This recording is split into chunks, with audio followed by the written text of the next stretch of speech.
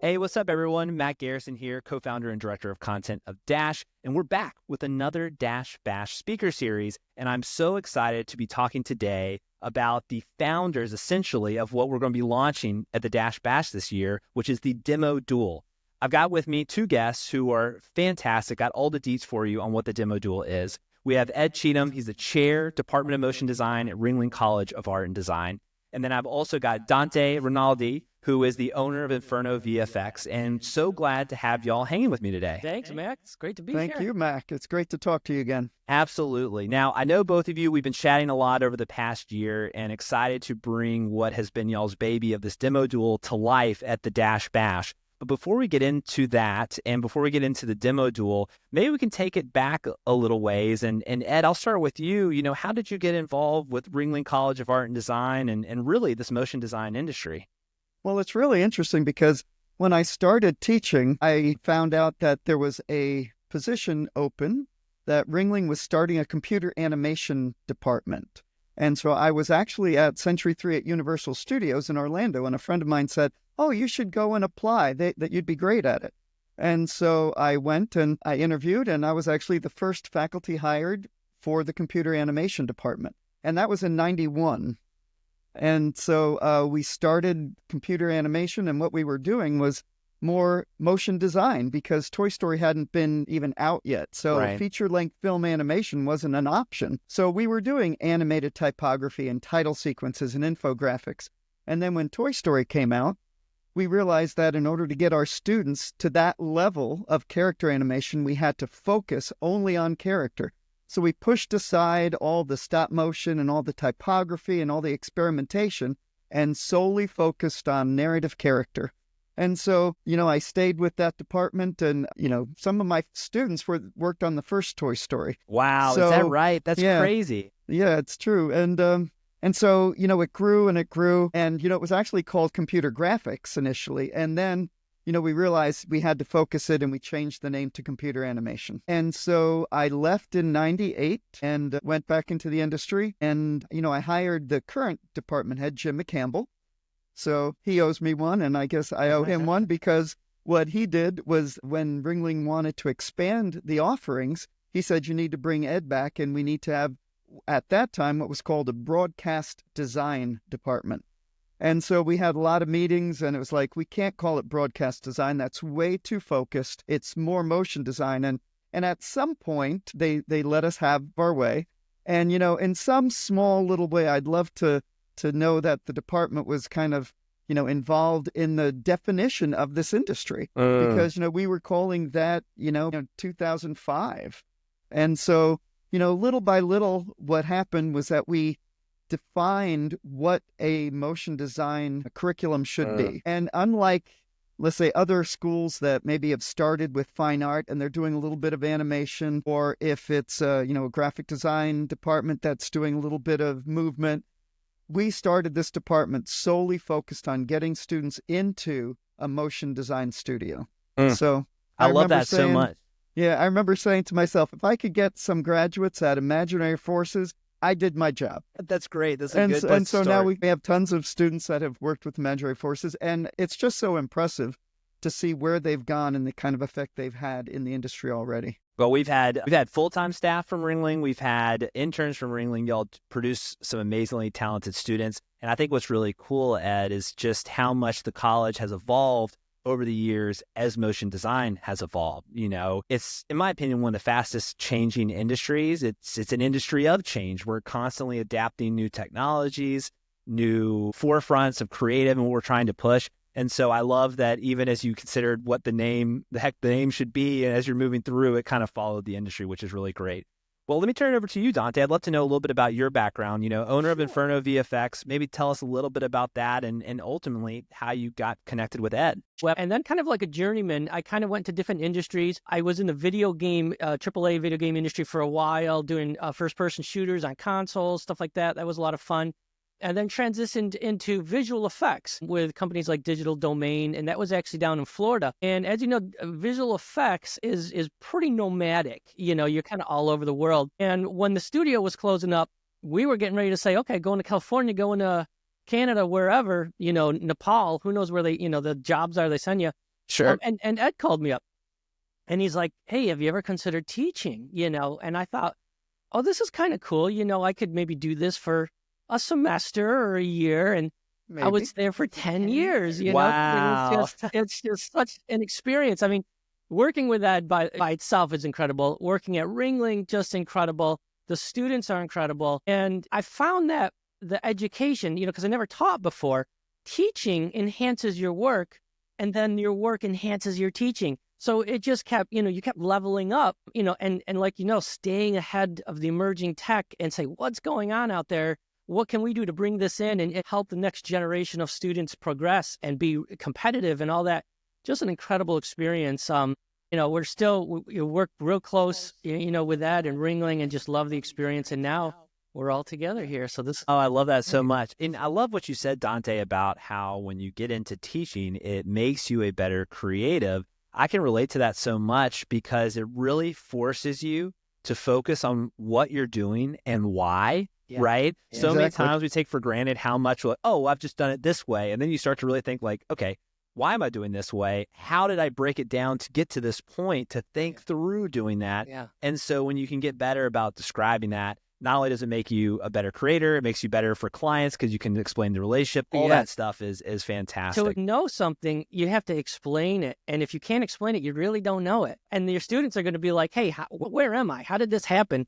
You got to know, a lot. So it's great, and it's a challenge, and it's just a ton of fun. The things that is really important that Dante's bringing up is that, like, one of the misconceptions that people have is like, I go into teaching and I'm stepping out of the industry. And that is completely wrong. You're actually stepping right in the middle of the industry because, one, you do have to keep up on everything. And so now you're responsible to make sure all your students know as much as they possibly can. So it's your job to go out into the industry, learn more, make more connections, get better at what you do, and then once again teach. So, I find it interesting. It's like, oh yeah, I'll retire. It's like, no. We don't want people who are retiring. It's the opposite. We want people that want to do more in the industry. If I had known it was that much work, I probably would have changed. No, I'm kidding. But it's a different skill set, though. It is. No, I love it so much. That's fantastic. Well, let's pivot a little bit and let's get into what this podcast is about today, which is the Demo Duel, and what the heck is it? So maybe at a high level, I get one of you, Ed or Dante, just to run us through what is the Demo Duel? Well, it's Ed's baby. Why don't you do it, Ed? Well, the way it started here is that we wanted to make sure that the students, when they left, were fully prepared to enter into the industry. That's why we do everything. That's why we have the courses that we have. That's why we have the experiences that we have. That's why we have the faculty that have the experience that can prepare these students. Gosh, I don't know. Was it 2008 maybe? Or no. We started in 2009. So 2011, 12. What we wanted to do was to make sure that the students had their work presentable for their interviews and all the recruiters that were coming to Ringling, because we have an amazing career services, and they have recruiters coming to the campus all the time. And I found that there were a number of students that didn't have their demo reels ready. And in fact, they were You're like, what are you doing? Come on, let's get it. They're all coming here. What exactly. But they were shy, and they think, I can't do it. And so in the senior year, we have a class called Production Studio, in which we really give the students the experience of what it looks like and what it's like working in a production studio. So they have like 5 projects that they have to complete in 15 weeks. So that's 3 weeks of project. They get to choose from like 50 different briefs. And, we've tried to prepare them so they're ready when they go out into the industry. And so we made this as part of our requirements, is that you have to have a demo reel ready. So when the recruiters come, you're prepared. And so it's scary. It's really intimidating showing your work in front of people. It's not an easy situation to kind of reveal your work and have especially people to the people that are the ones that are going to be hiring you, the people that you've looked up to for all this time. And so I will say this department is very supportive, and the students really do look out for each other and support each other and encourage each other. And so I felt it was safe enough to create this kind of competition where everybody has to have a demo reel by a certain time. And so that's part of Future Proof, was that we had to have our demos reels done before that because we're having recruiters here. And so we thought, well, how can we make it fun? And that's part of our goal, is because take away the scariness, make it fun. And so we kind of put this framework in. And it was like, how do we show all the reels together and kind of celebrate everybody's successes? Because I'll tell you, even the ones that get voted out in the first round, they're very impressive. They're really good, And so it's great for the students to show their work, and you have all the audience clapping and cheering them on.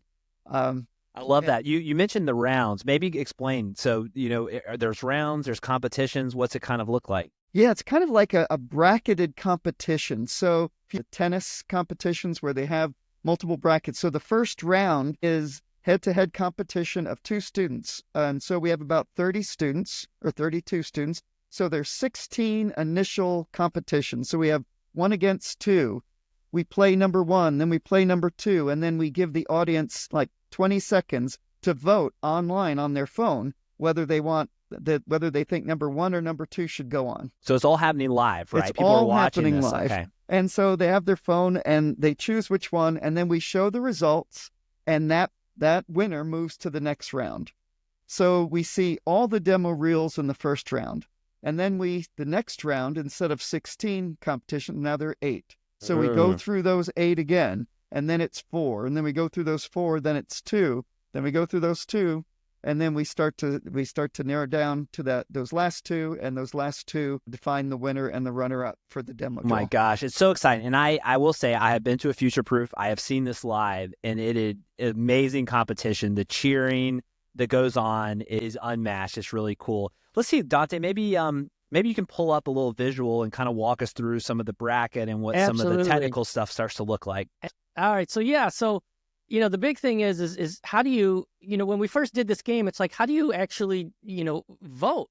Do you raise hands? That could be chaos and anarchy. So we got together and we said, well, maybe we could try and figure out how to do this online. So I went ahead and this was a great opportunity to kind of learn some coding and some scripting and some back-end stuff. So I'm just going to sign in to the Demo Duel. Now, we call it Demo Duel for this one, but we call the overall product Video Duel with online voting. And we could make this available later on. But let me just jump in and just to give you an indication of what we're looking at. So if I sign in, it's going to say, oh, here we go. Here is one of our brackets. Now, this is a work in progress, so the screens are final. Sure. But this talks about Demo Duel 2024. This is kind of like what we were playing last year. 30 players, and you could do anything you want to. And if we launch it, you're going to see a bunch of pirates. And people are like, what the heck's with the pirates? This is an important note that Ed failed to mention. He dresses in full costume for every one of these events. There we go. So, last year he was a pirate, and the theme was pirates, and people had to come as pirates and really enjoy it and have a lot of fun doing that. And I think he lost his voice with all the R's that he was yelling out, and throwing candy. So that was just fun, Dante. Fun. Yeah. There we go, Ed. Now we're talking. Fun. I love that people are just as excited for the Demo Duel as we are for Ed's costume change and yes. wardrobe change. It's one of the highlights of Future Proofed. Absolutely. It's got to be funny, though. It's got to be fun because it's so intimidating having your work being evaluated.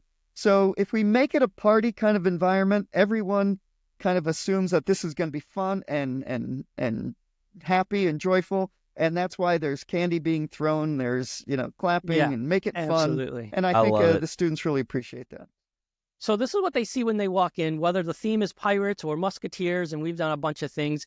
They see this on the a humongous screen. And I know, Mac, you're going to have a huge screen. Yeah, the Dash Bash is going to have a nice big 30-foot screen. Yes. Highest resolution possible. Love it. Great premium audio. It's going to be amazing. Yes. So, I mean, just seeing your work on a wall like that is just worth the price of admission. Just be like, oh, my God. It was so big and so loud.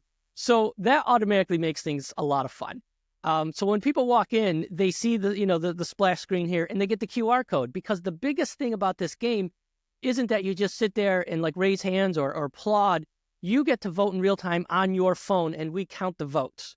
That's, I think, one of the biggest parts of this, is that it's accurate to the audience or whoever around the world is voting, and then the audience gets to actively participate in the game instead of just watching someone's game. So they go to the QR code, which basically gives them on their phone a ballot, and they can choose the ballots when it comes up A, B, C, whatever, just A and B really, as they go through. So once we jump in, we get to begin the duel. And it can go through a little animation. Last year we did a little animation where it populated all the names in and randomly, and people were getting excited. Oh, I'm matching up with that person or that person. And then we kind of glitched the whole thing out, like the whole thing broke, which freaked everybody out. And then it came in nice and loud, boom, boom, boom, boom, boom, just kind of playing with people's emotions because we're kind of evil. We're evil like that. I love it. It's great. So that just as soon as people think they know who they're competing against, it switches up on them. It switches up. Boom, right? So this is kind of like halfway through the duel itself. And this was a duel of 30 students and 32 brackets. So some people got free passes.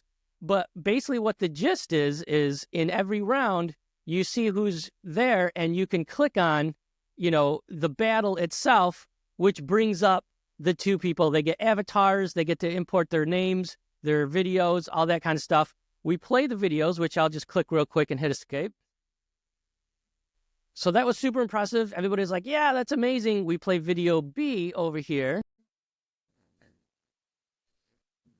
That was very nice. And now people have to vote, and then they get a timer. Now, if screens are a little temp right now, the fonts are different, but then we put on the music that's like the Jeopardy music, and people are really getting tense and nervous, nice. Whatever the case may be, because it's nerve-wracking. Of course. I will say how important the audio is, because we have our sound designer and audio engineer here, Kelly Warner, and he plays music while this is going on and doing a countdown and all the fun effects, which is really fun. He really enhances the whole experience.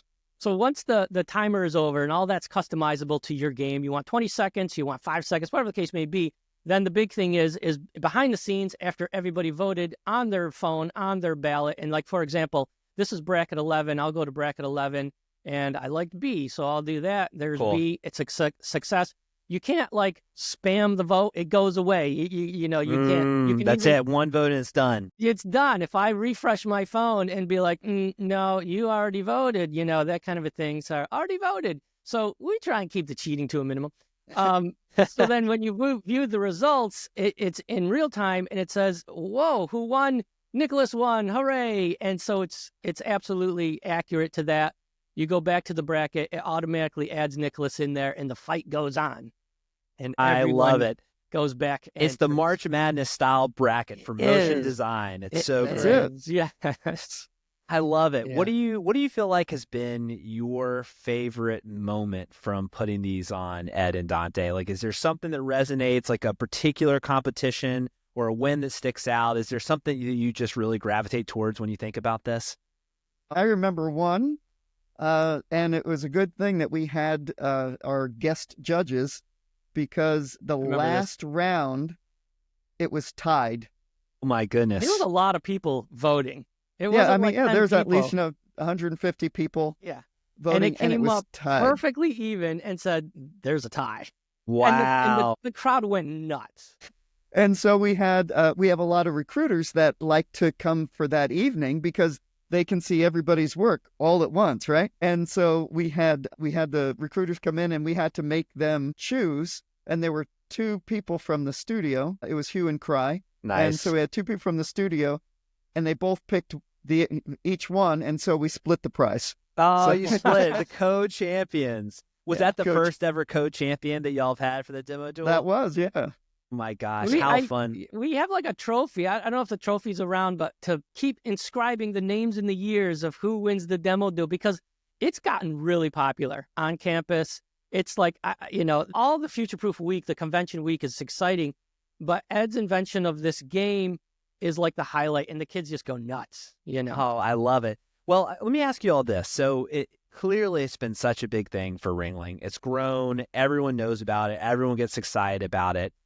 How does it feel to see this start to evolve? Coming out now at the Bash, it's going to be happening this year here, and hopefully in the future, maybe even more places. How do you all feel seeing it kind of evolve elsewhere?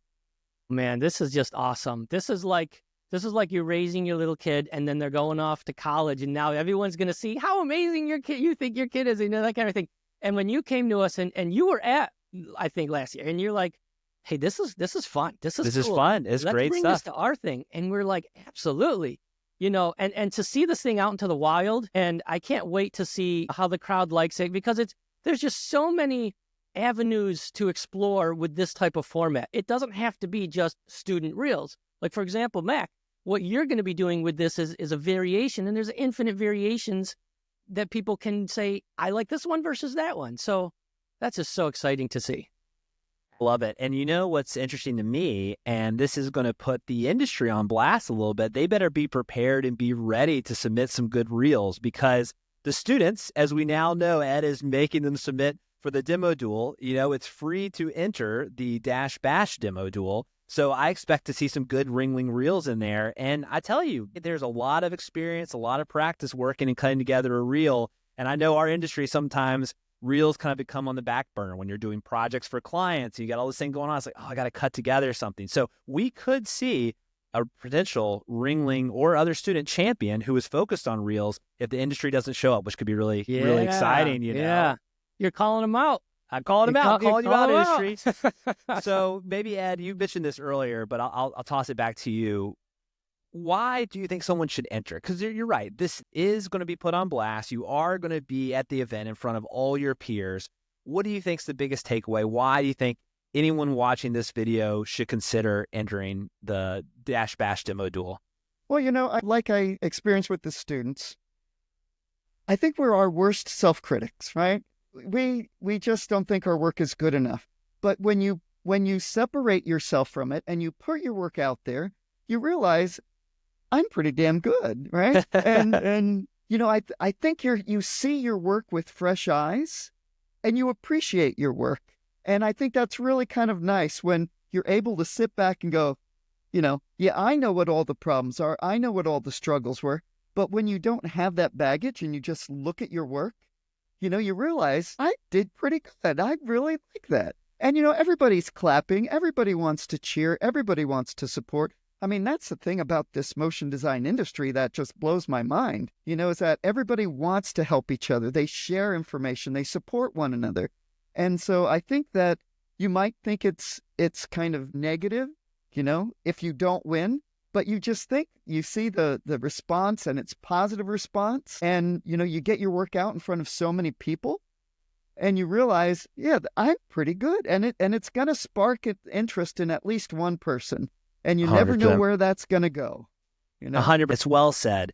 I think there's a reminder for us all that we are, like you mentioned, our own self-critics, our own best self-critic, right? We are critical. We want to put out the best of the best. But I think something that's a good reminder for us all is that sometimes perfection inhibits progress. We got to keep things moving forward. Put yourself out there. Stop and pause on not what you didn't do, but look at what you have done and look at the reel. Super excited. Well, everyone, thanks so much for tuning in and listening today. I've been chatting with Ed Cheetham. He's the chair, Department of Motion Design, Ringling College of Art and Design. If you don't know Ringling, you need to know Ed, and you need to know the work that their students are producing.